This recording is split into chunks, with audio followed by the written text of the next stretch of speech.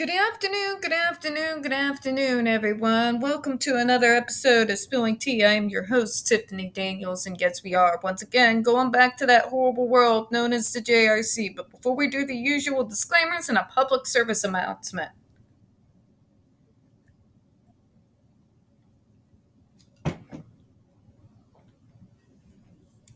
allow me to get started. For individuals who do not follow me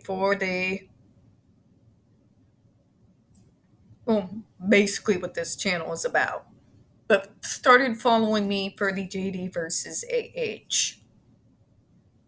If a person looks like they are simply tweeting for clout and are trying to come up with something that is going to give them the most traction, more than likely it's one of those idiot thrill seekers who's saying that something obviously controversial that they more than likely don't believe themselves because they want the engagement, they want the hate,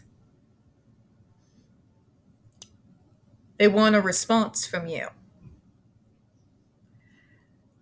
And if you have basically ghosted them the good majority of the time, they're going to say more and more outlandish, obviously racist or ableist or whatever. Welcome to the sounds of my city, by the way. Very obviously, it's bait. It's bait, folks. Report, block, ghost, move on.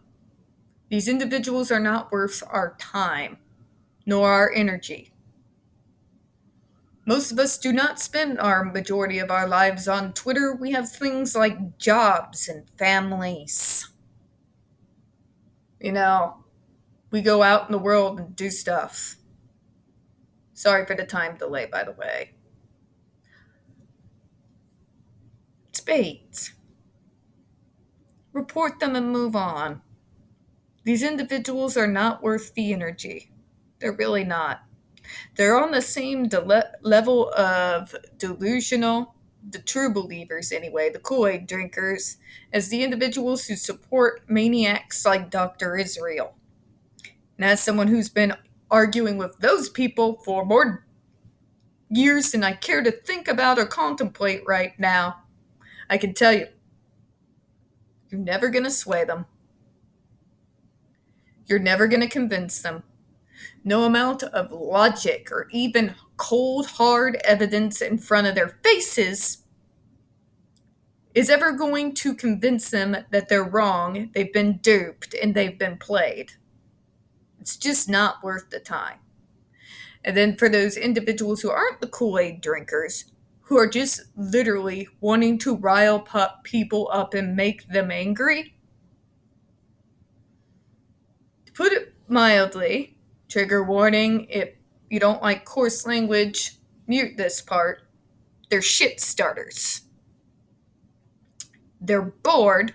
They have no lives. They're sitting there in their mama's basement eating pizza and drinking soda pops by the gallon. And the only kind of engagement that they actually get from their fellow human beings is when they rile them up. Okay? They're not worth your time or mine. Block and ghost. If necessary, report, block, and ghost. It's just not worth it. The only thing that we get out of retweeting their idiotic tweets is it gives them the engagement and the hate that they were looking for. I prefer to deprive them of it. Okay? It's not worth it. Believe me, I've been dealing with this for years. Take it from an old campaigner.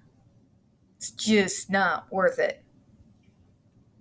Alright, now to the disclaimers and back to the JRC, speaking of.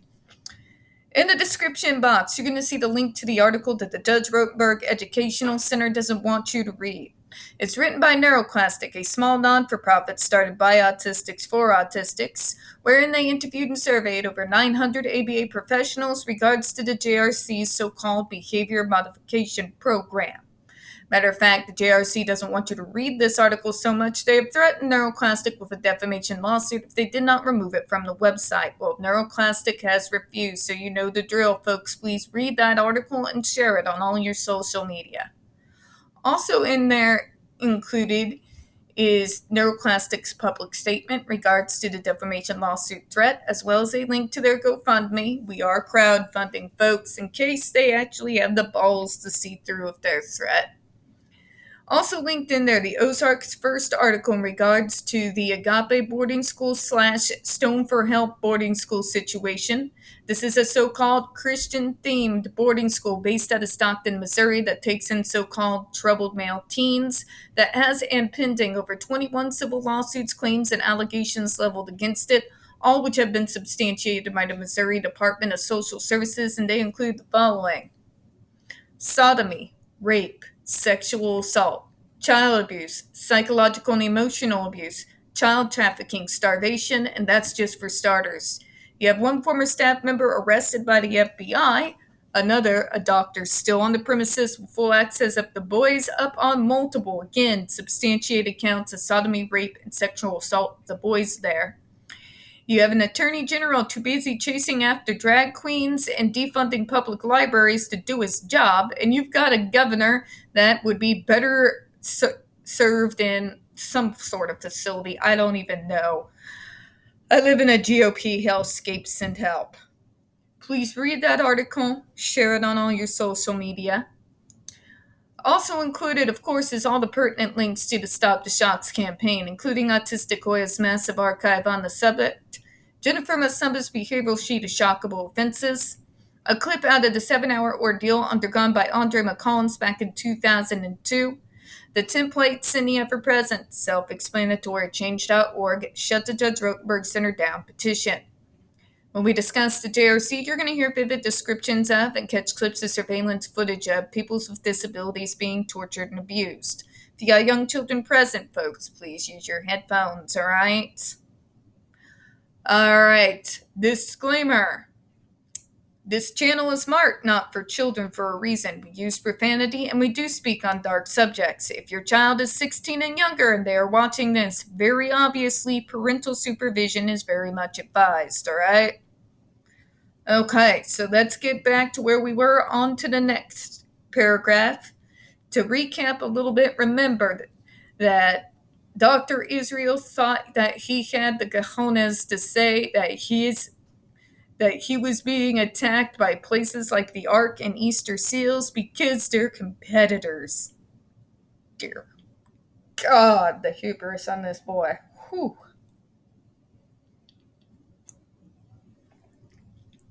You're an ignorant schmuck, doctor.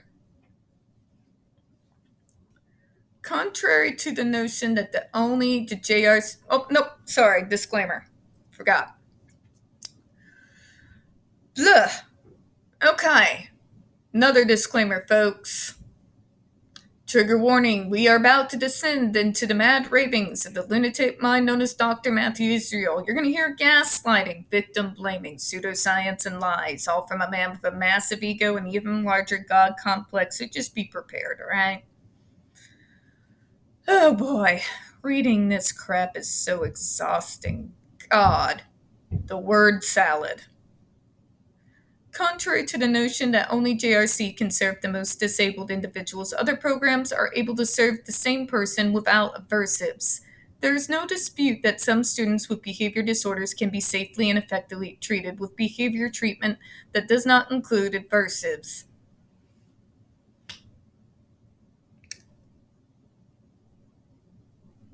First of all, that's not what they're saying, doctor. Allow me to unroll it for you. There are individuals, myself in particular, many of my friends, who were treated without using behavioral methods because, and go with me here, autism is not a behavioral disorder.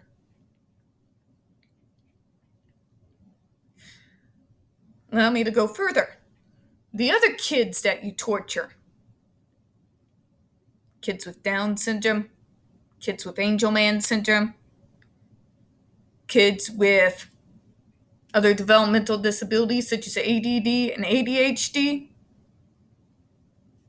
do not have behavioral disorders, doctor. They're developmental disorders and disabilities. They're a completely different animal, which is why they cannot be effectively treated with behavioral treatment. Because the behavioral side that you see is just a side effect. It's not the main event.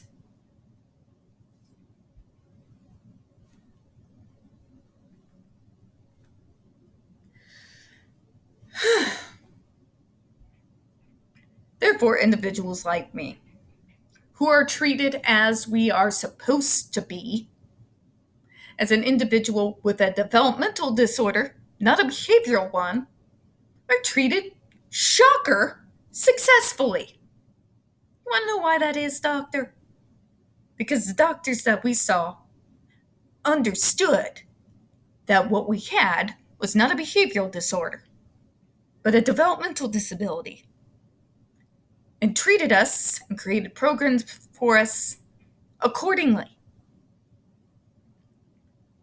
Such doctors would encourage things such as taking us to psychologists so that we could find what was triggering those behaviors, because they understood it started here. Here. You understand that, doctor? It's about how the neurons are firing. Okay? No amount of behavioral treatment is going to change how the neurons in my brain fire. My doctors understood that. We worked on what was triggering those behaviors. Wouldn't you know it? I can function.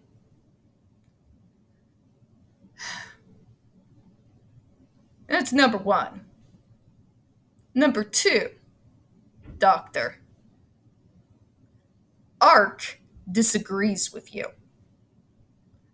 And again, ARC is the largest provider for services, bar none, in not just the state, but the entirety of the United States. The amount of consumers that they serve every year is vast.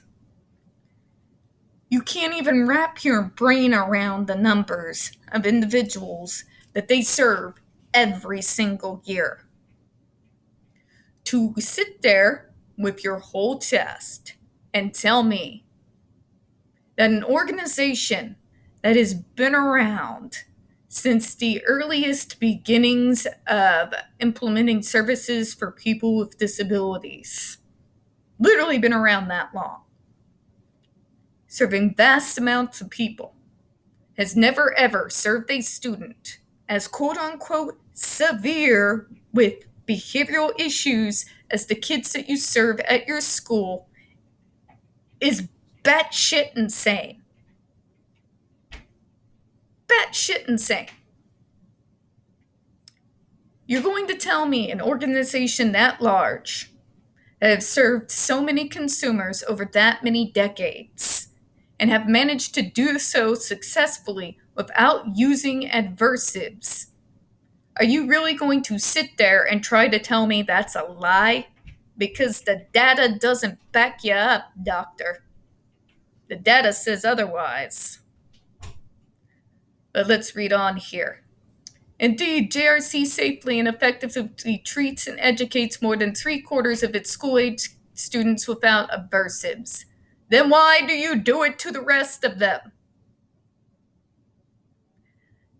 Now, let me tell you what Dr. Matthew Israel won't. Those kids that they treat without aversives are the kids who got real good at masking. They are the kids who, like me, learned to mask learned to mask early and therefore have clamped down so tight on themselves that nothing that you can see from the outside looks like anything else than your typical neurotypical. In fact, they behave better than most of your average neurotypical teenagers because we have to. Because if we do even so much as what our neurotypical teenage equivalent is doing in any form of rebellion, they'll slam us in a place like the JRC faster than your head can spin. So the people that they treat without aversives, to put it bluntly, to bring us all into reality with the rest of us here, are the kids who are very, very good at masking. Full stop. And by the way, if you think that those kids are not affected by the screams of their fellows who aren't so great at masking, I got some beachfront property in Kansas I can sell you. True. Like, beachfront property in Kansas. Best houses in the world, I tell you. As noted earlier, comprehensive reviews have shown that positive-only treatment procedures are only effective in 50 and 60% of the cases. And I've told you time and again, doctor, cookie-cutter treatment does not work. You are dealing with a vast amount of people with disabilities, and you're trying them all the same, which is the absolute height of insanity.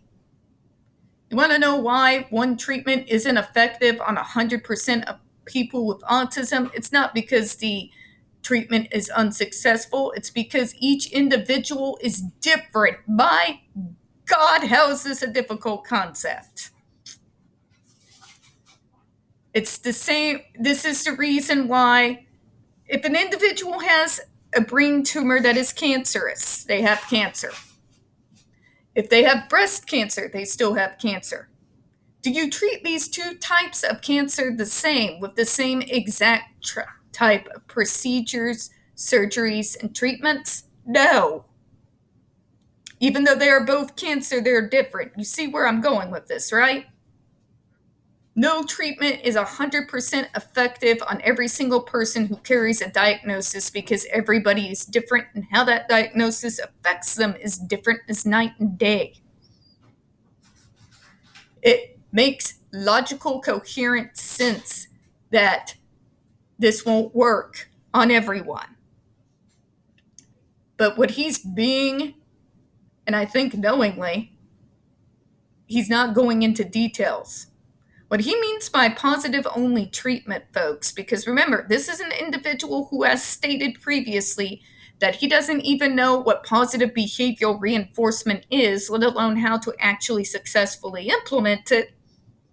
He uses these words, right?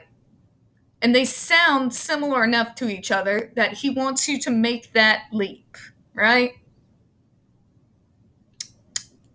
What he's talking about, friends, is mainstream ABA.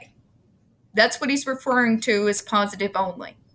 And as I've stated previously, mainstream ABA has their own form of aversives. It's not the same psycho level as Dr. Israel, who's trying to be the Walmart version of Joseph Mengele. But, removal of affection if they are not, acting like performing seals, still there. So, yeah, he's being highly dishonest there. Just saying. It's completely insane to try to sit there and say with your full chest that one treatment has to be effective with 100% of the people with the same diagnosis, or it's just wrong. It is absolutely intellectually dishonest. It's professional suicide. Just saying. It is the remaining 40 to 50% of cases that may require the addition of aversives. No, doctor. Again, how do I know this? The ARC exists.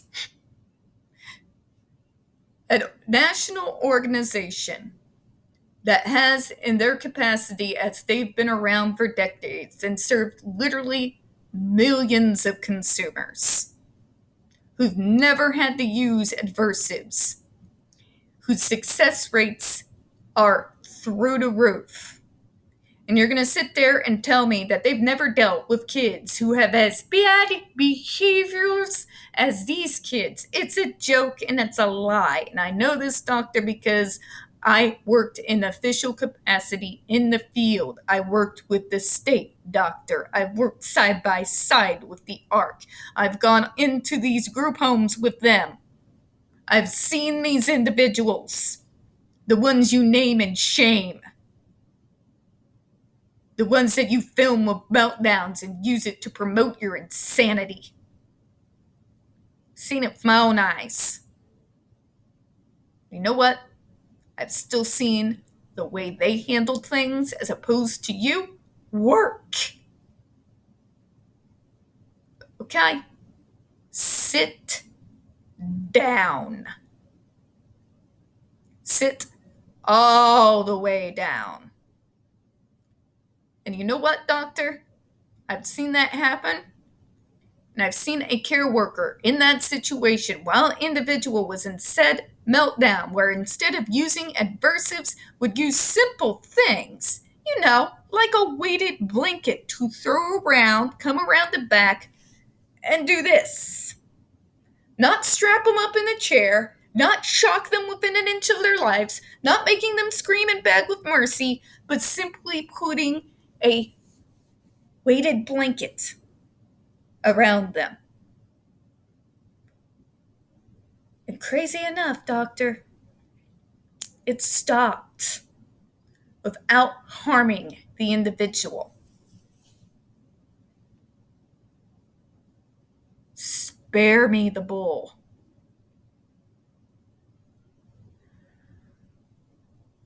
What are we learning here, kids? Well, let's put it simply. It is completely insane to use behavioral science to treat a developmental disorder. The behavior is an offshoot. It's not the issue. Okay? Wrap your brains around this. The ARC is a massive organization serving kids, adults, elderly for more decades than the JRC was even an idea in Dr. Israel's head. They've managed to successfully do so time and time again without consequencing them or torturing them for existing. Out of all those millions that they have served over the decades, that this person is going to sit there and try to tell you and look you in the eye and say that these kids cannot be treated any other way, that the 40 to 50% have to have the adversives or it's never going to work, is a lie. And ARC's numbers, Easter Seals, Nova, Judafine, all these organizations, Easter Seals, for God's sake, DCO, they all show the proof of what I'm telling you. You don't have to ask me. Go look them up. Go look at Autistic Hoya's massive archive where she clearly shows the numbers. This man is a liar.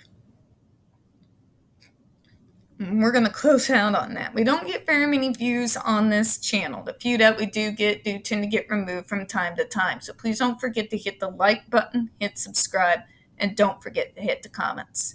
I do appreciate your time. And as always, we here at Spilling Tea hope you have a good one. Bye-bye, everyone.